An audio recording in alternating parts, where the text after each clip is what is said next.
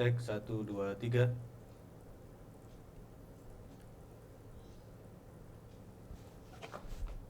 Oke, Assalamualaikum warahmatullahi wabarakatuh. Bagaimana kabarnya semua? Semoga semuanya dalam keadaan sehat walafiat ya. Hari ini kita akan berbicara mengenai studi kelayakan bisnis, yaitu pada pertemuan kedua ya. Setelah sebelumnya kita bahas tentang definisi ya, kemudian kebermanfaatan, kemudian siapa stakeholder yang ikut memanfaatkan studi kelayakan bisnis, maka di dalam pertemuan ini kita akan membahas hal-hal lainnya yang terkait dengan yaitu aspek hukum ya. Kemudian tujuan, data yang diperlukan, serta responden untuk menganalisis aspek hukum. Setelah itu nanti kita akan berbicara juga metode pengumpulan data, alat analisis data, aspek hukum gitu ya, jenis-jenis badan usaha dan perizinan, serta ketentuan jual beli tanah dan analisis aspek hukum pada studi kelayakan bisnis. Nah, pada prinsipnya pada pertemuan ini kita berbicara mengenai legal aspek ya, ataupun aspek hukum. Pentingnya analisis ya aspek hukum. Kenapa? Karena seringkali mengalami kegagalan karena aspek hukum salah satunya adalah proses perizinan. Nah, jadi kalau umpamanya berbicara mengenai aspek hukum, ini adalah sesuatu hal yang perlu dilakukan sebelum bisnis itu nanti dimulai gitu. Ya, dan seringkali persoalan hukum di Indonesia ini menjadi rumit ya, menjadi rumit. Jadi tidak seperti apa yang ada di dalam kelas ini bahwa proses ini harus dilalui dan lain sebagainya. Namun pada faktanya banyak hal-hal yang memang sebagai kenyataan yang harus kita hadapi. Nah, aspek hukum inilah yang harus pertama kali dikaji gitu ya. Berbeda wilayah ataupun daerah tentu saja akan memiliki kebijakan hukum di masing-masing wilayah tersebut. Nah, tentunya ini harus diikuti gitu ya, harus ditaati. Lalu apa sebetulnya yang perlu kita pahami gitu ya dalam memahami aspek hukum tersebut? Yang sebelum ke sana tentu kita harus paham dulu badan usaha ataupun organisasi seperti apa sebetulnya yang ingin kita buat gitu ya, atau yang kita tangani. Yang pertama ada yang disebut dengan perusahaan perseorangan ya. Jadi ini adalah salah satu bentuk usaha yang dimiliki oleh pribadi ya, yang bertanggung jawab sepenuhnya kegiatan perusahaan tersebut, yaitu berarti lebih identik dengan perusahaan swasta. Kalau kita berbicara mengenai peraturannya, jadi di dalam peraturan itu belum ada yang mengatur sedemikian rupa, jadi hanya izin permohonan aja ya dari kantor perizinan setempat. Jadi belum ada macam-macam dokumen yang memang perlu dipenuhi. Lalu kelebihannya apa? Kalau kita memiliki perusahaan perseorangan, ya tentu memiliki kebebasan bergerak gitu ya. Kemudian pengusaha penguasaan sepenuhnya. Jadi memang itu hak milik kita pribadi, ya sudah gitu. Kemudian rahasia perusahaan terjamin karena memang kita aja yang megang. Kemudian motivasi usaha yang tinggi ya. Kemudian proses pengambilan keputusan bisa cepat ya, karena tidak ada orang di situ selain kita. Kemudian aspek hukum yang minimal ya. Nah, itu adalah beberapa kelebihan apabila kita memiliki perusahaan perseorangan. Nah, kekurangannya adalah mengandung tanggung jawab hukum ya, dan keuangan yang terbatas. Jadi nggak bisa tuh perusahaan perseorangan nanti apabila ingin mengambil pekerjaan atau proyek dengan nilai yang besar tuh nggak bisa ya. Ataupun nanti ada beberapa kebijakan-kebijakan hukum yang harus terpenuhi di mana secara hukum perseorangan tidak bisa terakomodir. Nah, itu nanti keterbatasannya ke situ gitu ya. Kemudian keterbatasan keuangan, ya ini sudah pasti lah ya, tidak akan sebesar PT gitu. Kemudian keterbatasan manajerial dan kuantitas karyawan terbatas. Pada umumnya perusahaan perseorangan itu ya memiliki aset dan kekuatan keuangan serta manajerial itu jauh lebih kecil. Lalu ada juga yang disebut dengan firma ya. Nah, ini merupakan perserikatan beberapa pengusaha swasta menjadi satu kesatuan untuk mengelola usaha ya. Nah, peraturan yang diatur di sini adalah pasal 16 Undang-Undang Hukum Dagang dan pasal 16 dan 18 Undang-Undang Hukum Perdata. Kelebihannya apa kalau dalam bentuk firma gitu ya? Nah, ini adalah keuntungannya agak lebih besar, motivasi usaha tinggi serta aspek hukum yang minimal. Kekurangannya konflik antar anggota karena terdiri dari beberapa orang gitu kan, mengandung tanggung jawab keuangan tak terbatas, kemudian keterbatasan keuangan namun lebih baik daripada perusahaan perseorangan. Memang sih belum besar banget gitu, tetapi dia jauh lebih besar, sedikit lebih besar dari perusahaan perseorangan. Kuantitas kerja karyawan juga terbatas tapi lebih baik dari perseorangan. Jadi intinya agak sedikit lebih besar dari perseorangan. Lalu apa yang disebut dengan perserikatan komoditer ini merupakan perserikatan beberapa pengusaha swasta menjadi suatu kesatuan untuk mengelola usaha bersama. Jadi peraturannya itu adalah sama seperti yang tadi pasal 16 Hukum Dagang, pasal 16 dan 8 Undang-Undang Hukum Perdata. Nah, ini kelebihannya sama seperti tadi, lebih besar daripada firma gitu ya, motivasi usahanya tinggi. Kemudian kekurangannya adalah mengandung tanggung jawab keuangan, sekutu aktif tak terbatas karena ini bersama-sama gitu ya. Sulit untuk mendapatkan proyek besar, jadi tidak mudah mendapatkan modal dari sekutunya. Nama CP sering satu sama lain. Jadi komanditer ini kalau teman-teman sudah sering dengar kan ada yang sebutan dengan CP, ada yang PT gitu ya. Nah, komanditer ini adalah CP ya. Nah, berbeda dengan perseroan terbatas, ini adalah PT gitu. Ini juga sama, perserikatan usaha bersama, tapi dia lebih besar. Karena apa? Dan masyarakat bisa juga ikut memilikinya melalui penjualan saham. Nah, peraturannya Undang-Undang Perseroan Terbatas nomor 1 tahun 95 ya. Nah, kelebihannya tentu dia memiliki masa hidup yang tidak terbatas gitu. Pemisahan kekayaan dan hutang pemilik. Jadi kalau umpamanya sudah di dalam manajemen perusahaan tidak boleh dicampur aduk tuh ya antara kekayaan si owner dengan perusahaan. Kemudian kemampuan keuangan sangat besar, kemampuan manajerial juga tinggi, kontinuitas kinerja karyawan juga panjang karena memang ini dikelola secara profesional. Lalu kekurangannya pajaknya pasti besar gitu. Kemudian penanganan aspek hukum termasuk rumit gitu. Kemudian biaya pembentukan relatif mahal, kerahasiaan perusahaan juga kurang terjamin karena banyaknya sumber daya di dalam dan sudah saling terkait satu dengan yang lainnya, terutama di dalam hal pajak, perbankan dan lain sebagainya.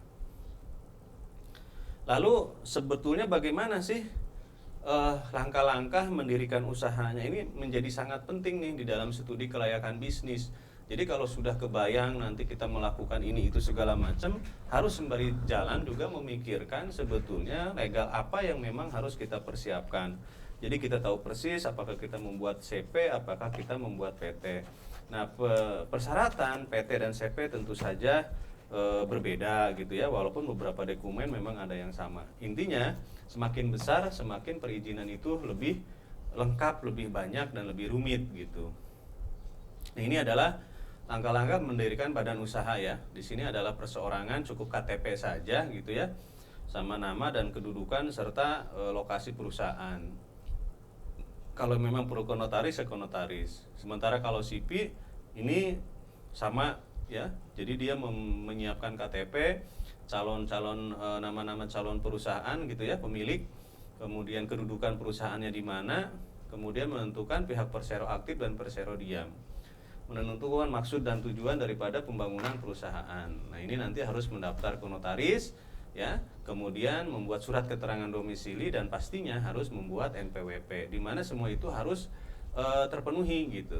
Tapi kalian kalau seandainya nanti mau membuat sebuah perusahaan, tentu saja supaya bisa berjalan lebih cepat, saran saya sih gunakan konsultan pendirian PT yang memang mereka terbiasa menangani proses pendirian sebuah badan usaha. Jadi itu solusinya. Tetapi sebelum ke sana tentu saja kalian harus paham dokumen-dokumen apa saja dan prosesnya bagaimana, itulah yang harus dipahami sehingga nanti tidak terjadi kesulitan di belakangnya ya, atau tidak menemui masalah-masalah yang akan terjadi di masa depan akibat gara-gara kelengkapan aspek hukumnya itu masih ada yang kurang ya. Nah, ini seringkali suka menjadi ganjalan nih, hati-hati gitu. Nah, ini lalu proses untuk pembuatan PT ya. Ini membuat kesepakatan antar pihak yang akan buat perusahaan. Jadi kalau umpamanya di sana ada direksi, komisaris dan lain sebagainya, ini harus bersepakat dulu masing-masing karena memiliki saham. Dan itu diperjanjikan dan harus dimasukkan ke dalam akte gitu. Harus ada ADART ya, kemudian nama, tempat kedudukan, maksud tujuan dan lain sebagainya. Semua harus tertuang. Lalu bagaimana tata cara penggunaan laba dan pembagian dividen ini yang harus tahu di komisaris notaris gitu ya. Ketentuan lain Undang-Undang PT, pengesahan Menteri Kehakiman, pendaftaran wajib, tambahan berita negara.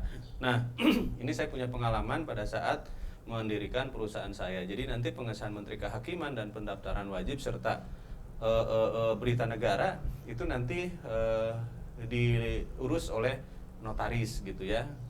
Pengesahan Menteri Kehakiman juga nanti biasanya diurus oleh notaris, itu nunggu beberapa waktu untuk memverifikasi nama dan kode perusahaan kalian, seperti itu. Nah ini kalau yayasan sama pada prinsipnya identitas itu harus ada ya, sama seperti tadi.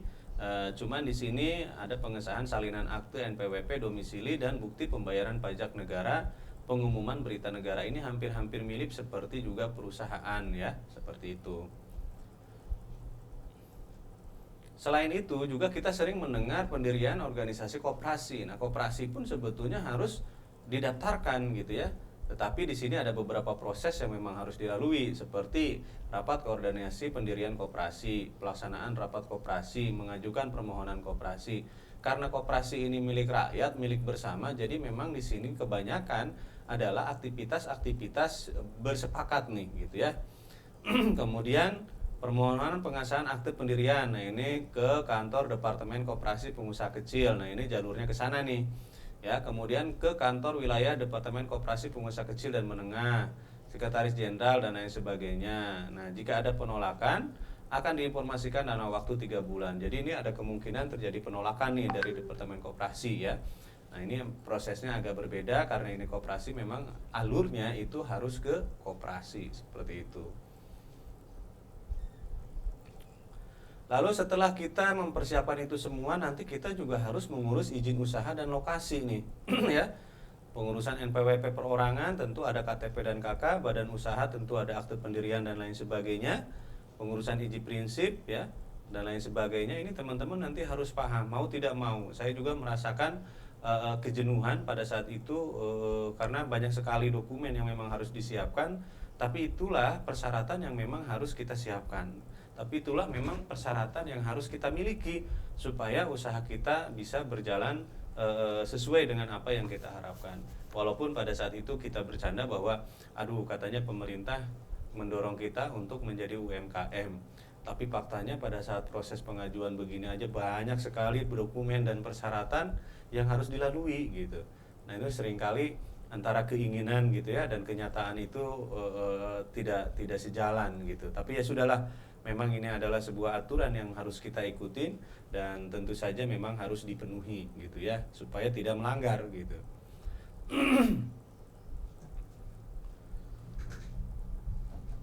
Oke, saya minum dulu.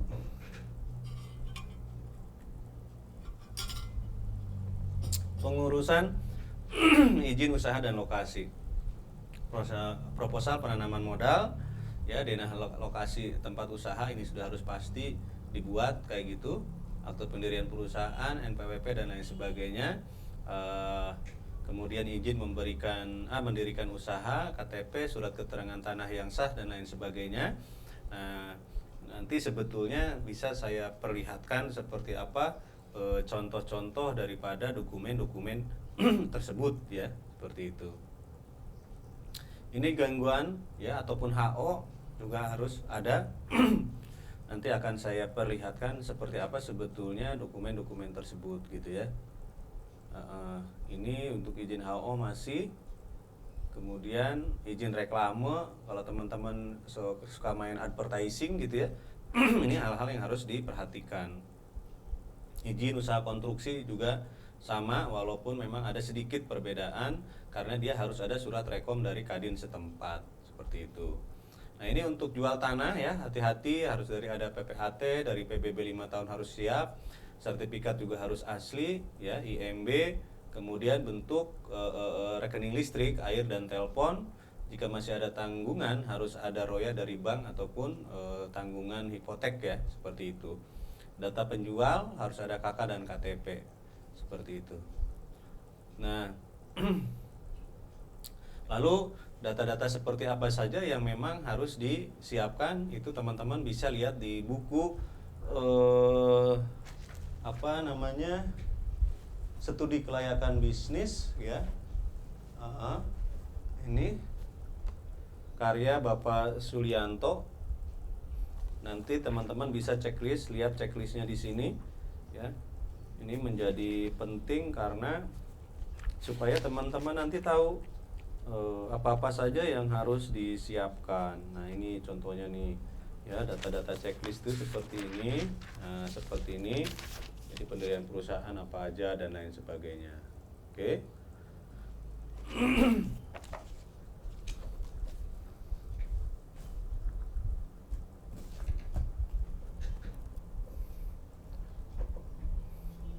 Coba saya akan sedikit perlihatkan seperti apa saja dokumen-dokumen yang ada ya, sehingga nanti teman-teman memiliki bayangan apa yang disebut dengan ya, izin lokasi, apa yang disebut dengan akte perusahaan dan lain sebagainya.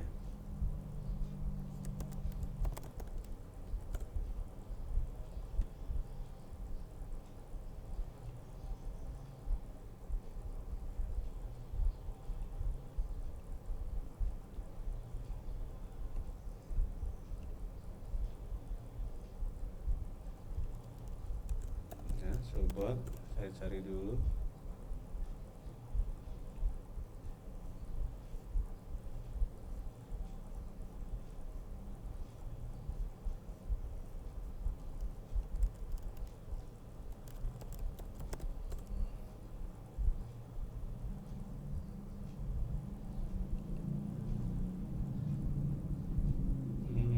Mana ya?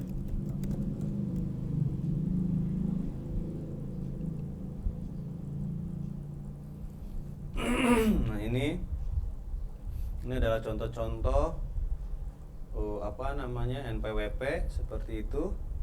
Kemudian kalau teman-teman mau lihat akte perusahaan gitu ya. Nah, ini adalah contoh-contoh daripada akte pendirian seperti ini ya. Nah, ini siapa nih? Kayak gitu. Nah, ini contohnya ya, akte ini seperti ini. Diketik masih pakai mesin ketik biasa fontnya. Ya, ini nanti harus disiapkan, menjadi penting. Kemudian ini adalah akte juga, ini pendirian PT juga ini ya, seperti ini gambarannya.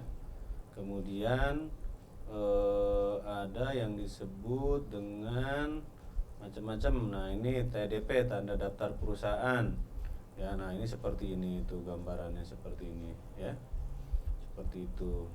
Kemudian surat penunjukan kepala cabang jika kita perusahaan ingin mendirikan cabang, seperti itu. Kemudian